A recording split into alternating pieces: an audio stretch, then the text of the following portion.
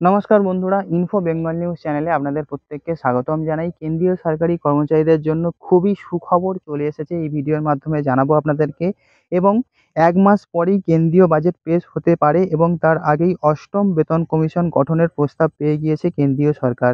প্রস্তাবটি সরকারের কাছে পাঠানো হয়েছে যাতে বেতন কমিশন কেন্দ্রীয় সরকারি কর্মচারী এবং পেনশনভোগীদের জন্য মূল বেতন, ভাতা, পেনশন এবং অন্যান্য সুবিধাগুলি পর্যালোচনা করতে পারে।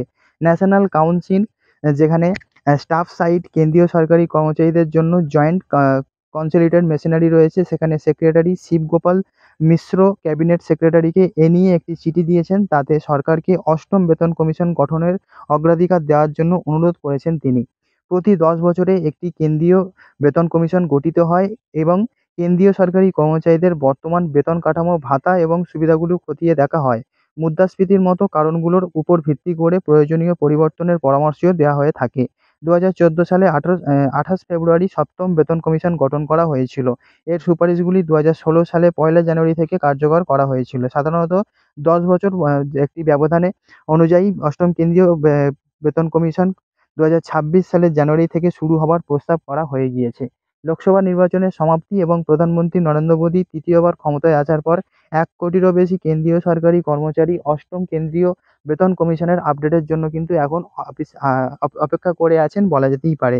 শিবগোপাল মিশ্র চিঠিতে লিখেছেন যে মুদ্রাস্ফীতির আগে ৪ থেকে শুরু করে ৭% ছিল এবং এটি কোভিড পরবর্তী গড়ে ৫.৫% বেড়ে গিয়েছিল। চিঠিতে এটিও লেখা রয়েছে যে কোভিড পরবর্তী মুদ্রাস্ফীতি কোভিড পূর্বের স্তরের তুলনায় অনেক বেশি ছিল। যদি আমরা ২০১৬ থেকে শুরু করে ২০২৩ সাল পর্যন্ত দৈনন্দিন জীবনের জন্য প্রয়োজনীয় জিনিসপত্র এবং জিনিসপত্রের খুচরো মূল্য তুলনা করি, তাহলে স্থানীয় বাজার অনুসারে তারা ৮০% বেশি বৃদ্ধি পেয়ে গিয়েছে।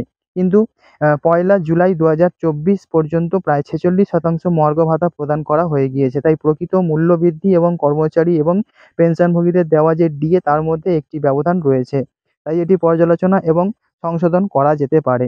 মিশ্রবাবু এটাও উল্লেখ করেছেন যে ২০১৪ সালের ১লা জানুয়ারি সরকারি কর্মচারী এবং পেনশনভোগীদের ডিএ ৫০% পৌঁছে গিয়েছিল। ২০১৪ সালের ১লা জানুয়ারি থেকে শুরু করে নিয়োগপ্রাপ্তদের জন্য পেনশন বিধির অধীনে পেনশন পুনরুদ্ধার করার জন্য কোনো সিদ্ধান্ত নেওয়া হয়নি। তিনি বলেছেন যে ২০ লক্ষের বেশি বেসামরিক কেন্দ্রীয় সরকারি কর্মচারীরা তাদের মূল বেতনের ১০% এবং মাসিক ডিএ ন্যাশনাল পেনশন সিস্টেমে অবদানে রেখে থাকে। তাই সে কারণেই তাদের টেক হোম বেতন কমে যাচ্ছে। এই জন্যই তিনি একটি চিঠিতে আবেদন করে দিয়েছেন নতুন করে যে তাদের ৮ম বেতন কমিশন গঠিত হবে, তার জন্য কিন্তু সুপারিশও করা হয়ে গিয়েছে এবং শুধুমাত্র এটি অপেক্ষার ফল যে আর কিছুদিনের মধ্যেই কিন্তু এর একটি আরও ডিটেলস ঘোষণা চলে আসবে, যেখানে কি ঠিক খবর আসছে সেটি আপনারা জানতে পারবেন ইনফো বেঙ্গল নিউজ চ্যানেলের মাধ্যমে। তো বন্ধুরা, এই ছিল আপডেট। আজকে ভিডিও এতটুকুই ছিল। দেখা হচ্ছে আপনার সঙ্গে পরবর্তী ভিডিওতে। সবাই খুব ভালো থাকবেন। Good bye.